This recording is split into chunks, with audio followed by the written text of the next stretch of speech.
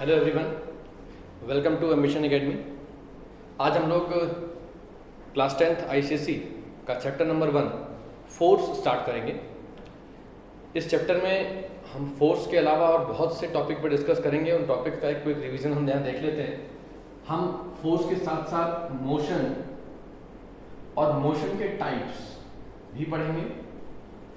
Motion के types के अलावा हम यहाँ पर टॉर्क को भी डिस्कस करेंगे। टॉर्क के अलावा हम यहाँ पर मोमेंट ऑफ फोर्स, जिसे हम टॉर्क भी कहते हैं, का कैलकुलेशन कैसे करना है, हम इन सभी टॉपिक्स को यहाँ पर इस वीडियो में कवर करेंगे। ठीक है, तो चलिए स्टार्ट करते हैं आज का ये चैप्टर। तो सबसे पहले आज इस चैप्टर के नाम को डिस्कस कर लिया जाए। फोर्स क्या होता है? फोर्स अर्लियर क्लासेस में हम ये पढ़ चुके हैं कि force is that external cause which can change the shape, size, position, state of a body. यहाँ स्टेट से मतलब सॉलिड लिक्विड गैस से नहीं है, यहाँ स्टेट से मतलब है रेस्ट या मोशन से। ठीक है, तो फोर्स की डेफिनेशन क्या है हम एक बार यहाँ लिख के दिखाते हैं। Force is that external cause which can change the shape, size, position, nature, direction and state। किसी बॉडी पर जब हम एक्सटर्नल इफेक्ट लगाते हैं जिसे फोर्स कहते हैं, एक्सटर्नल कॉज कहा है हमने उसको, तो वो जो एक्सटर्नल कॉज है जिसका नाम फोर्स है, जब वो किसी बॉडी पर अप्लाई होता है तो वो उस बॉडी का shape, size, position, nature, direction और स्टेट चेंज कर सकता है।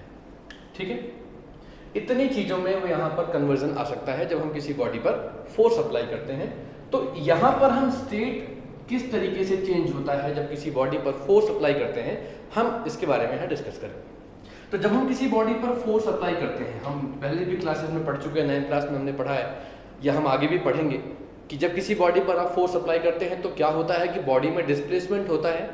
डिस्प्लेसमेंट होने का मतलब होता है कि बॉडी एक पॉइंट से हट करके किसी दूसरे पॉइंट पर शिफ्ट हो जाएगी, जिसे हम लोग डिस्प्लेस होना कहते हैं। इस दौरान जब एक पॉइंट से बॉडी दूसरे पॉइंट पर जाएगी, इस दौरान बॉडी क्या करेगी? मोशन करेगी। तो यहाँ पर जब हम किसी बॉडी पर कोई एक्सटर्नल फोर्स अप्लाई करते हैं तो बॉडी मोशन करती है। एक ये बहुत इंपॉर्टेंट टॉपिक है। ये सब चीजें तो हमें पता रखनी है, लेकिन हम एक और चीज यहाँ पढ़ रहे हैं, मोशन के बारे में पढ़ रहे हैं। जब किसी बॉडी पर आप फोर्स अप्लाई करते हैं तो वो मोशन करती है। क्योंकि इस टॉपिक में, इस चैप्टर में मोशन पर ही फोकस करना है, इसलिए मैं बार बार मोशन टॉपिक को बीच में ला रहा हूँ। ठीक है, चलिए। तो अगर किसी बॉडी पर फोर्स अप्लाई किया जाए तो उसके क्या क्या इफेक्ट्स हो सकते हैं? उसके फॉलोइंग इफेक्ट्स हो सकते हैं। उसका shape, size, position, nature, direction और स्टेट चेंज हो सकता है। इसके अलावा बॉडी में रेस्ट, जो स्टेट की बात मैंने की है, इसके अलावा बॉडी में रेस्ट पर आना या रेस्ट से चलने शुरू कर देना, यानी मोशन में आ जाना, ऐसे भी कुछ केसेस यहाँ पर देखने को मिलते हैं। यानी क्या होता है, जब किसी बॉडी पर हम एक्सटर्नल कॉज, जिसे फोर्स कहा गया, अप्लाई करते हैं तो बॉडी मोशन करती है। ठीक है, when an external force is applied on a body, लेकिन ध्यान से देखिए, हर बॉडी पर फोर्स अप्लाई करने पर वो मोशन में आ जाए, it is not necessary. Suppose कीजिए एक वॉल है या ये व्हाइट बोर्ड है, मैं इस पर जितना मर्जी फोर्स अप्लाई करूं, ये मोशन में तो नहीं आने वाला ना, क्योंकि वही बॉडीज मोशन करेंगी जो मोशन करने के लिए फ्री होंगी। तो इसलिए इस डेफिनेशन में, इस पॉइंट में मैं नेक्स्ट जो लिखने वाला हूं, मैं ये लिखने वाला हूं, which on a body which are able to move. ठीक है, जो मूव कर सकती हैं, उन्हीं बॉडीज पर फोर्स अप्लाई करने पर आपको मोशन होता दिखाई देगा। और मोशन का रिजल्टेंट क्या होगा? जब कोई बॉडी क्या करेगी? When an external force is applied on a body which are able to move, they start moving. ठीक है, क्या करते हैं? वो मूव करना शुरू करते हैं। इसी मूविंग को हम क्या कहते हैं कि बॉडी इसमें आ गई, मोशन में आ गई, अपनी पोजीशन चेंज करने लगी। हम रेस्ट और मोशन के बारे में क्लास 9th में भी डिस्कस कर चुके हैं, रेस्ट क्या होता है, मोशन क्या होता है, आगे भी हम इस चीज़ के बारे में डिस्कस करेंगे। लेकिन अभी हम जिस चैप्टर पर हैं वहाँ पर मोशन कोई बॉडी फोर्स अप्लाई करने पर कितने टाइप्स के कर सकती है, ये ज़्यादा पॉइंट ऑफ डिस्कशन है, इसलिए टाइम ना खराब करते हुए हम आते हैं टाइप्स ऑफ मोशन के पास। मोशन क्या होता है एक बार हम ऑलरेडी सुन लेते हैं कि if a body is changing its position with respect to surrounding when the external force is applied. फिर से रिपीट कर लेते हैं एक बार, if a body is changing its position when the external force is applied on the body then the body is said to be in motion. ये motion की definition है। लेकिन सपोज कीजिए कि एक बॉडी है यहां पर और इस पर मैंने इस तरीके से फोर्स अप्लाई किया, इस डायरेक्शन में, क्या गारंटी है कि ये बॉडी मोशन में आ जाएगी? क्या आपको लगता है कि ये बॉडी कितने टाइप का मोशन करेगी? देखिए, जब किसी बॉडी पर फोर्स अप्लाई किया जाता है तो वो मोशन करेगी या नहीं, सबसे पहले ये डिसाइड करना होता है। देखिए, अगर बॉडी फ्री टू मूव है, अगर बॉडी को मूव करने की परमिशन है, तब तो वो मूवमेंट शुरू करेगी, यानी मोशन शुरू करेगी। लेकिन अगर वो बॉडी, सपोज कीजिए कि आपने जो फोर्स अप्लाई किया वो इतना कैपेबल नहीं था कि बॉडी को मूव करवा सके, तो होगा क्या कि फोर्स अप्लाई करने के बावजूद बॉडी मूव नहीं करेगी। इस बात से हम क्या समझते हैं कि किसी बॉडी को मूव कराने के लिए, मोशन कराने के लिए एक certain amount of force required होता है। अगर हम बॉडी पर वो सर्टेन अमाउंट ऑफ फोर्स नहीं अप्लाई कर पाते तो बॉडी फोर्स अप्लाई करने के बाद भी रेस्ट पर ही रह जाती है। ठीक है, तो जब किसी बॉडी पर आप फोर्स अप्लाई करते हैं तो वो बेसिकली दो टाइप के मोशन कर सकती है। ठीक है, नंबर 1 लीनियर मोशन, ठीक है, नंबर 2 रोटेशनल मोशन। ठीक है, ये दो टाइप की मोशन कर सकती है। नाम से क्लियर है, लीनियर का मतलब होता है स्ट्रेट लाइन और रोटेशनल का मतलब होता है रोटेट करना, यानी कि एक फिक्स पॉइंट के चारों तरफ घूमते रहना, इसे रोटेट होना कहते हैं। इसको हम लोग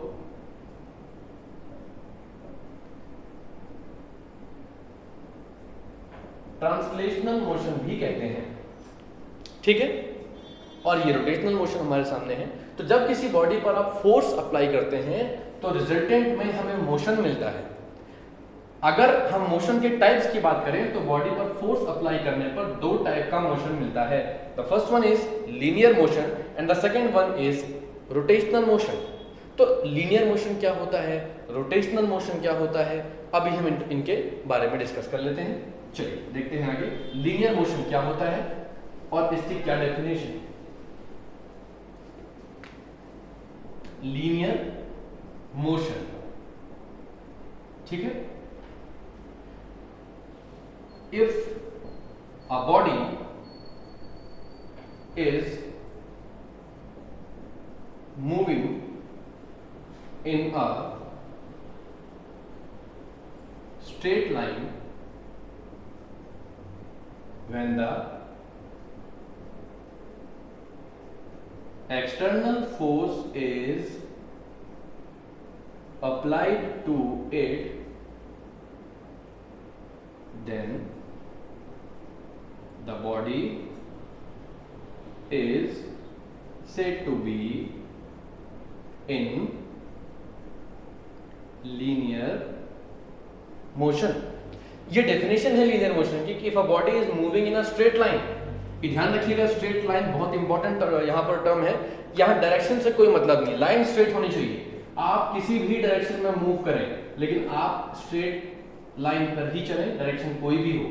ठीक है, इसलिए इसमें डायरेक्शन वर्ड हम यूज नहीं कर रहे हैं बल्कि हम स्ट्रेट लाइन यूज कर रहे हैं। कोई भी एक पर्टिकुलर लाइन इनमें से आप ले लें, बस वो स्ट्रेट होनी चाहिए। और आप पर अगर एक्सटर्नल फोर्स लगता है और आप एक पर्टिकुलर डायरेक्शन में एक स्ट्रेट लाइन में आगे जा रहे हैं तो फिर आप कैसा मोशन कर रहे हैं, आप लीनियर मोशन कर रहे हैं। कैसा? लीनियर मोशन कर रहे हैं। ठीक है ना। तो लीनियर मोशन के लिए क्या नेसेसरी है? दो चीजें नेसेसरी हैं। पहला तो ये कि बॉडी पर एक्सटर्नल फोर्स अप्लाई हो। विदाउट एक्सटर्नल फोर्स कोई भी बॉडी मोशन नहीं कर सकती। इस यूनिवर्स में ऐसी कोई बॉडी नहीं है जिस पर एक्सटर्नल फोर्स ना अप्लाई हो रहा हो और वो फिर भी मूव कर रही है। ठीक है। और दूसरी इंपॉर्टेंट चीज क्या है कि वो स्ट्रेट लाइन में ट्रेवल करे। तो ये जो 2 पॉइंट मैं यहाँ पर मार्क कर रहा हूँ, ये है आपके लीनियर मोशन के 2 नेसेसरी कंडीशंस। कभी कभी एग्जाम में पूछते हैं कि what are the necessary conditions for linear motion. तो 2 नेसेसरी कंडीशन है। Number 1, force must be applied.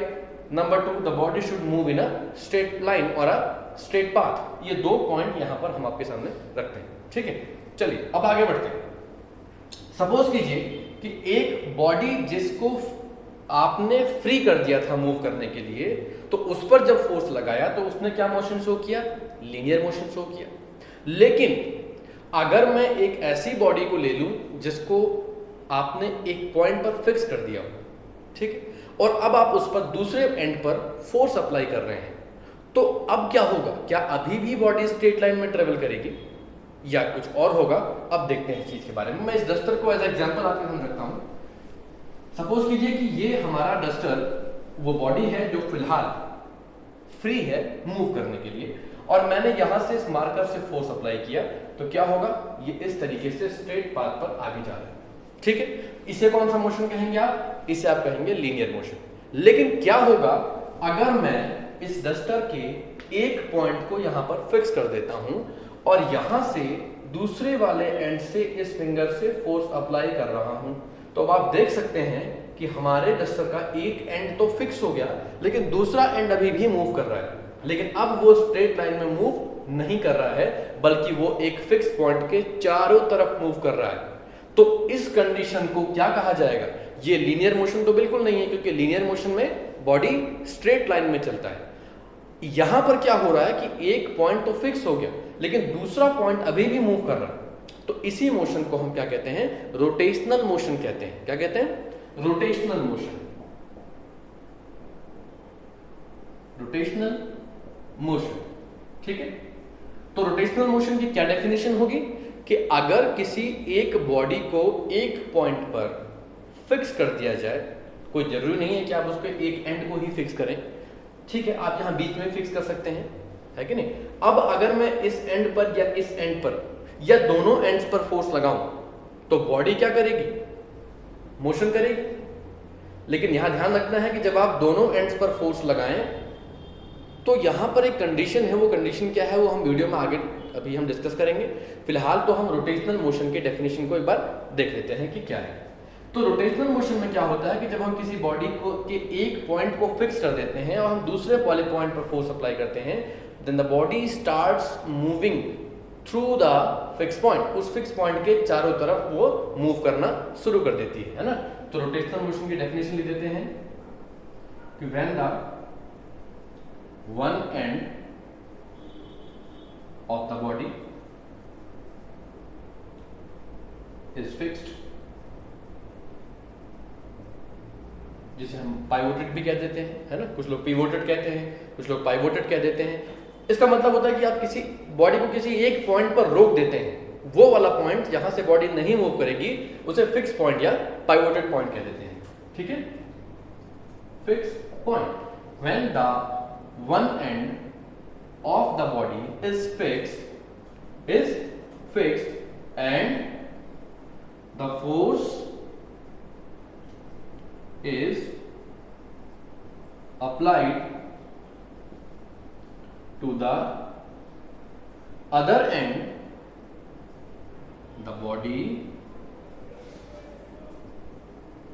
starts moving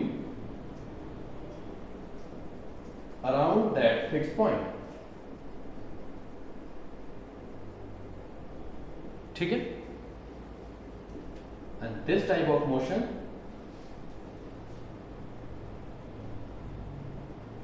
is called rotational motion। क्या कहते हैं ऐसी मोशन को? रोटेशनल मोशन कहा जाता है। इस पॉइंट को बहुत ध्यान से समझिए। पिछले वाले लीनियर मोशन में 2 नेसेसरी कंडीशंस थी। द फर्स्ट वन इज कि बॉडी पर एक्सटर्नल फोर्स अप्लाई हो, तो यहां पर भी क्या है? यहां पर भी वो जो फोर्स अप्लाइड है ना, वो एक नेसेसरी कंडीशन बनती है। वहां दूसरी कंडीशन क्या थी कि बॉडी को स्ट्रेट पाथ पर जाना चाहिए।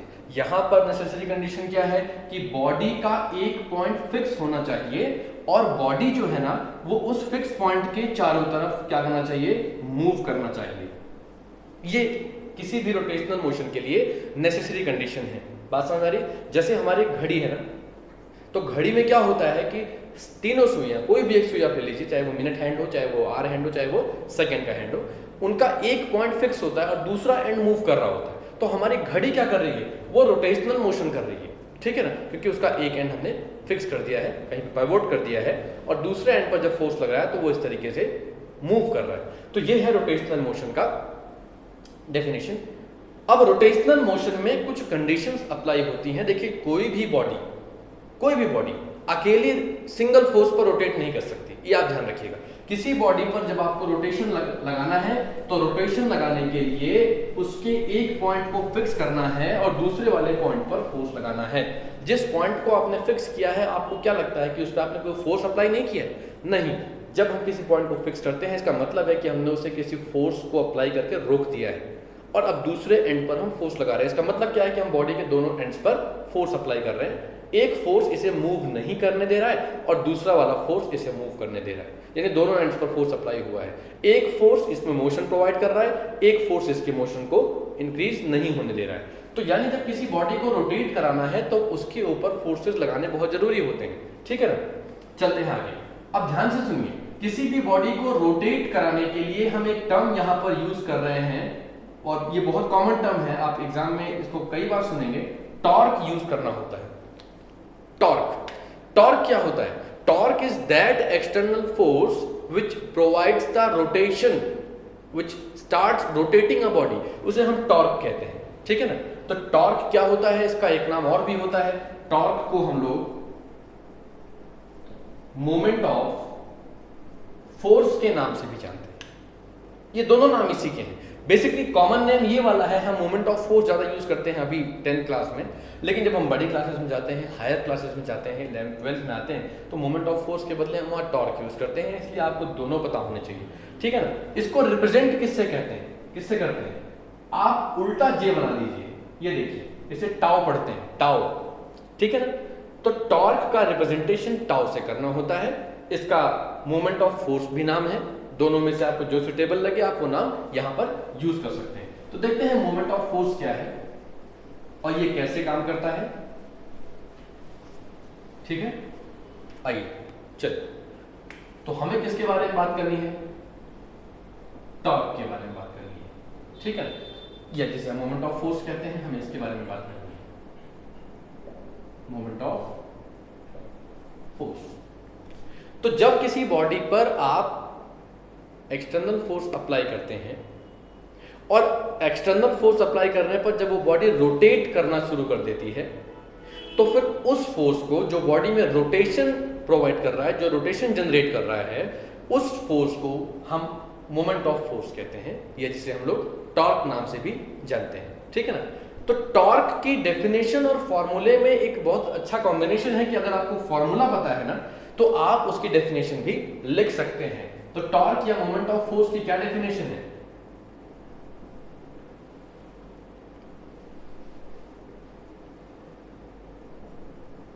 टॉर्क और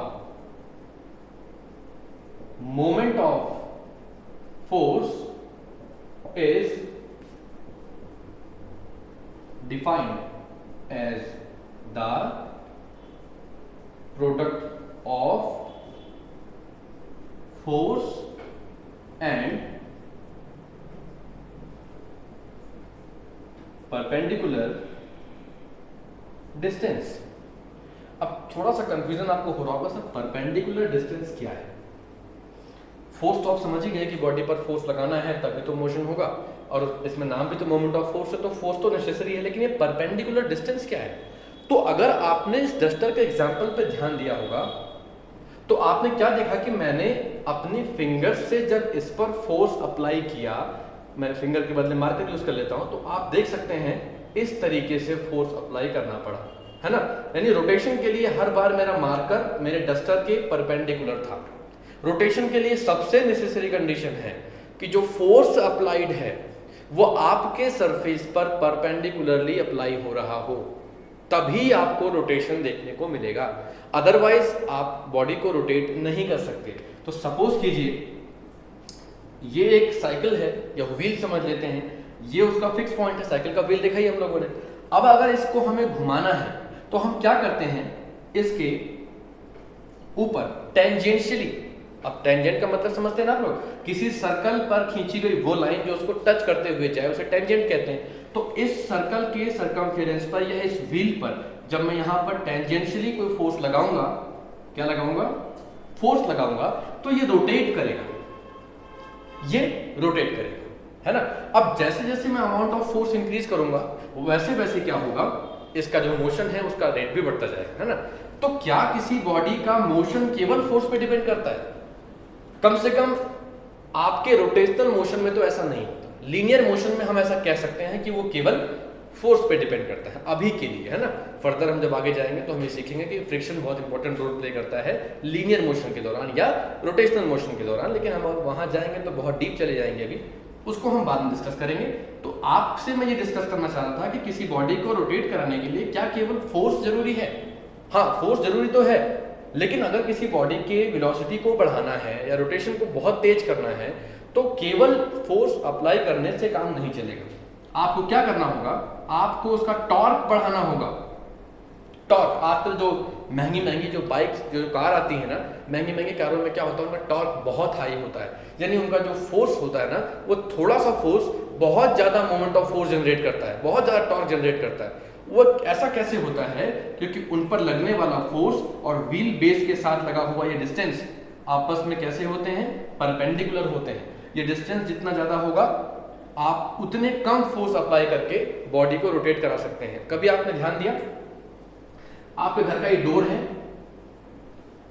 और यहां पर ये फिक्स है वॉल के साथ, तो आपके डोर हैंडल यहां पर क्यों लगे होते हैं? उन्हें आप यहां क्यों नहीं लगा देते? क्योंकि आप जानते हैं कि आपको इस डोर को रोटेट कराना है, क्योंकि इसका एक एंड तो फिक्स है ना, और दूसरे एंड पे आप फोर्स लगा रहे हो, तो डोर लीनियर मोशन तो नहीं करेगा, वो रोटेट ही करेगा। अब रोटेशन के लिए आप यहां भी तो डोर हैंडल लगा सकते थे ना, इसको यहां भी लगा सकते थे आप यहां पर भी कहीं लगा देते या फिर यहां लगा सकते थे आपने बिल्कुल बीच में ही क्यों लगाया? क्योंकि आप जानते थे कि किसी बॉडी को रोटेट करवाने के लिए फोर्स के साथ साथ परपेंडिकुलर डिस्टेंस भी इंपॉर्टेंट रोल प्ले करता है, क्योंकि रोटेशन किसके कारण होता है? टॉर्क की वजह से होता है। और टॉर्क किस किस पर डिपेंड करता है? वो फोर्स और परपेंडिकुलर डिस्टेंस पर डिपेंड करता है। यानी अगर हमारा फोर्स बहुत ज्यादा हो लेकिन परपेंडिकुलर डिस्टेंस बहुत कम हो, तब भी हमें रोटेशन कराने में प्रॉब्लम होती है, ठीक है ना। यानी अगर आपका डोर हैंडल यहां लगा हो और मैं आपसे कहूं कि डोर को ओपन करिए, तो मुझे लगता है आपको ज्यादा एफर्ट लगाना पड़ेगा। अब मैंने डोर हैंडल को थोड़ा पीछे कर दिया, मैंने अब आपसे कहा कि अब आप डोर को ओपन करिए। इस डोर हैंडल की हेल्प से थोड़ा सा एफर्ट कम तो हो जाएगा, लेकिन अभी भी काफी एफर्ट लगाना पड़ेगा। चलिए तीसरा केस, अब मैं आपके डोर हैंडल को बिल्कुल यहां पर लेके आ गया, इस जगह। अब मैंने आपसे कहा कि अब आप डोर को ओपन करें, तो आप खुद महसूस करेंगे कि सबसे इजीली डोर यहां पर हैंडल लगाने पर ओपन हुआ। ऐसा इसलिए हुआ, फोर्स तो सपोज कीजिए आपने तीनों में इक्वल इक्वल लगाया, लेकिन हुआ क्या कि परपेंडिकुलर डिस्टेंस यहां पर सबसे ज्यादा था। तो जितना ज्यादा परपेंडिकुलर डिस्टेंस, उतना मिनिमम फोर्स अप्लाई करके आप मैक्सिमम टॉर्क जनरेट कर सकते हैं। क्योंकि देखिए, अब आप सोच रहे होंगे सर हम परपेंडिकुलर डिस्टेंस क्यों बढ़ाएं, हम फोर्स क्यों ना बढ़ाएं? तो हम सभी जानते हैं जब हम फोर्स ज्यादा अप्लाई करेंगे तो किसी काम को करने में ज्यादा एनर्जी वेस्ट होगी और हम जल्दी थक जाते हैं। तो हम चाहते हैं कि कोई भी काम जो हम करें वो प्रोडक्टिव हो, मिनिमम इन्वेस्टमेंट करके मैक्सिमम आउटपुट ऐसा मिले हमको, या हम सोचते हैं। फिजिक्स इसी में तो हेल्प करती है ना हमारी। तो इसलिए परपेंडिकुलर डिस्टेंस बहुत जरूरी है। अगर हम डोर हैंडल को यहां लगाते हैं तो वो सुटेबल परपेंडिकुलर डिस्टेंस हमको नहीं मिलता, और इस वजह से क्या होता है, डोर ओपन करने में बहुत प्रॉब्लम होता है, ठीक है ना। तो इसीलिए टॉर्क के कंडीशन में आपके लिए अगर परपेंडिकुलर डिस्टेंस ज्यादा है तो आप मिनिमम फोर्स अप्लाई करके भी रोटेशन करा सकते हैं, नहीं तो फिर आपको फोर्स ज्यादा अप्लाई करना होगा। तो चलिए, टॉर्क या जिसे हम मोमेंट ऑफ फोर्स भी कहते हैं, मैं बार बार मोमेंट ऑफ फोर्स इसलिए लिख रहा हूं ताकि आपको ये नाम याद रहे, क्योंकि कभी कभी क्या होता है कि हम टॉर्क पे तो पूरा फोकस करते गए और एग्जाम में नाम आ गया moment of force.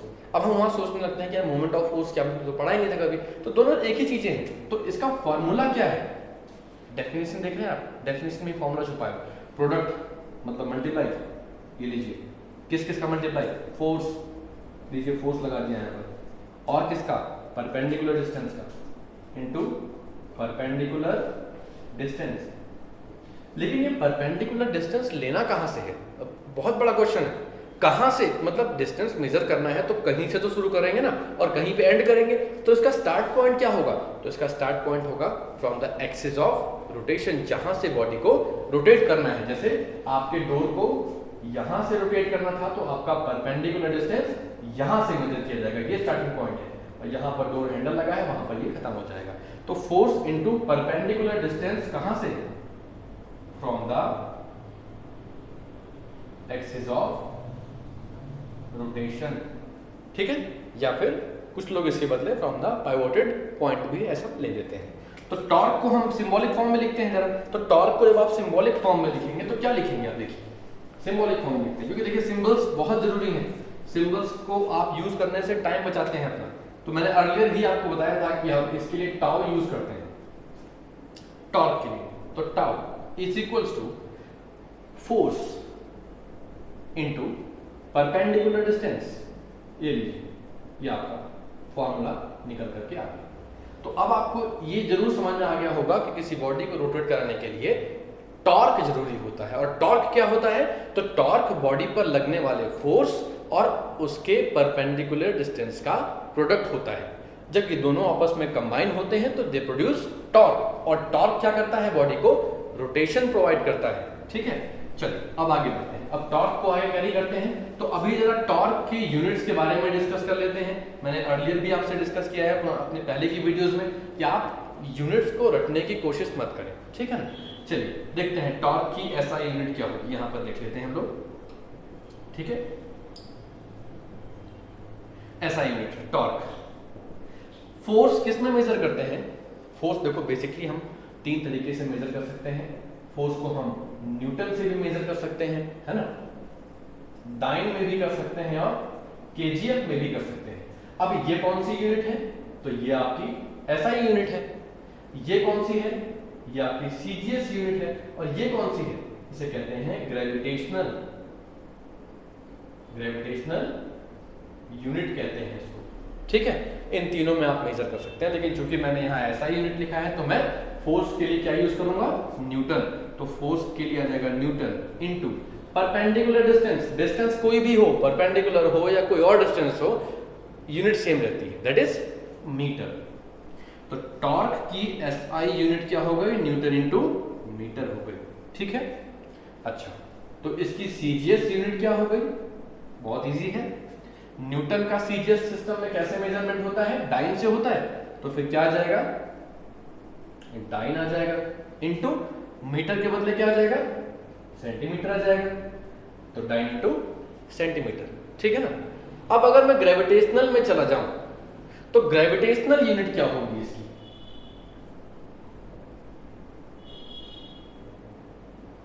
Gravitational unit, इसको हम केजीएफ इनटू मीटर ले लेंगे। क्या ले लेंगे, केजीएफ इनटू मीटर। ये इसकी ग्रेविटेशनल यूनिट है, ठीक है ना। फोर्स को हम ग्रेविटेशनल यूनिट में किससे मेजर करते हैं, केजीएफ से करते हैं, और डिस्टेंस तो मीटर में ही रहेगा। तो ये हमारे पास इसकी तीन यूनिट्स आ गई हैं। अब मैं तीनों यूनिट आपसे क्यों बता रहा हूँ कि अभी क्या होता है कि हम लोग न्यूमेरिकल्स करेंगे, तो न्यूमेरिकल्स में कोई जरूरी नहीं होता कि हमारे पास जो न्यूमेरिक वैल्यूज गिवन है वो एसआई यूनिट में ही गिवन हो सकता है कि वो केजीएफ में दे दी जाए, यानी ग्रेविटेशनल में दे दी जाए, हो सकता है वो सीजीएस में गिवन हो सकता है कि वो एसआई में गिवन हो, है ना। तो कोशिश हमें ये करनी होती है कि हम अपने ईज के लिए क्वेश्चन को एसआई यूनिट में कन्वर्ट कर लेते हैं, ठीक है। और ध्यान ये रखना है आपको कि अगर आपको क्वेश्चन में स्पेसिफाई ना किया गया हो कि आंसर किस यूनिट में छोड़ना है, तो आप हमेशा एसआई यूनिट में ही अपना आंसर ड्रॉप करेंगे, ठीक है। चलिए अब हम जरा इन तीनों में रिलेशन देख लेते हैं और आगे बढ़ते हैं। चलिए देखते हैं। तो अभी यहां पर हम रिलेशन पढ़ लेते हैं। कौन सा रिलेशन पढ़ेंगे आप, हम रिलेशन पढ़ेंगे एसआई और सीजीएस यूनिट में, किस की, टॉर्क की, ठीक है। तो टॉर्क की एसआई यूनिट क्या है, 1 न्यूटन इंटू मीटर, और सीजीएस कौन सी है, डाइन इंटू सेंटीमीटर है। अब 1 न्यूटन मीटर में कितने डाइन इंटू सेंटीमीटर होंगे, तो मैं आपको कुछ चीजें समझा देता हूं कि 1 newton equals to 10 to the power 5 dyne होता है। ठीक है, ये आपको याद रखना है। और 1 मीटर इक्वल्स टू 100 सेंटीमीटर, या यूं कह लो 10 टू द पावर 2 सेंटीमीटर। इतना तो पता ही, ये तो सबको पता होगा ना। ये नया चीज था कि 1 न्यूटन में 10 टू द पावर 5 डाइन होते हैं। तो अगर ऐसा है तो क्यों ना हम इनके बदले वो सीजीएस वैल्यू ही पुट करें। तो 1 न्यूटन में कितने डाइन होंगे, 10 टू द पावर 5 डाइन होंगे। और 1 मीटर में कितने सेंटीमीटर होंगे, तो 10 टू द पावर 2 सेंटीमीटर होंगे। तो बेस तो सेम हो गया ना। मैथमेटिक्स में हमने पढ़ा है कि अगर बेस सेम हो और मल्टीप्लाई में हो तो पावर्स को ऐड कर देते हैं। तो 5 + 2 7, तो 1 newton into metre is equal to 10 to the power 7 dyne into centimetre. ये लीजिए, ये आ गया आपके पास पहला रिलेशन। ठीक है, इसके बाद आगे चलते हैं। अब जो ग्रेविटेशनल यूनिट है उसको देख लेते हैं। ठीक है, तो ग्रेविटेशनल यूनिट जब हम बात करेंगे तो ग्रेविटेशनल यूनिट में आप ध्यान रखिएगा कि 1 kgf में 1 kgf इंटू मीटर में क्या होता है, 1 kgf into metre is equal to 1 kgf is equal to 9.8 newton into metre. 9.8 newton into metre, ये 1 kgf की वैल्यू होती है। ठीक है, तो ये ध्यान रखेंगे आप कि ये रिलेशन आपको ध्यान रखते हैं, क्योंकि जब आप एग्जामिनेशन में जाते हैं तो एग्जामिनेशन में क्या होता है कि आपके पास न्यूमेरिकल जो आते हैं उसमें कन्वर्जन करने होते हैं। और फिर क्या होता है कि हम कन्वर्जन में, चूंकि हमें ये रिलेशन याद नहीं होते, इसलिए हमसे कन्वर्जन में बार बार मिस्टेक हो जाती है। तो आज हम इस वीडियो में इतना ही कवर करेंगे। नेक्स्ट वीडियो में जब हम मिलेंगे तो हम इसके फर्दर टॉपिक पे डिस्कस करेंगे। जैसे जब हम किसी बॉडी पर टॉर्क लगाते हैं तो टॉर्क लगाने पर बॉडी में रोटेशन कैसे कैसे हो सकते हैं, क्लॉकवाइज भी हो सकता है, एंटी क्लॉकवाइज भी हो सकता है, और इस चैप्टर के जो फर्दर टॉपिक्स हैं उसके बारे में भी हम डिस्कस करेंगे। Okay, thank you so much.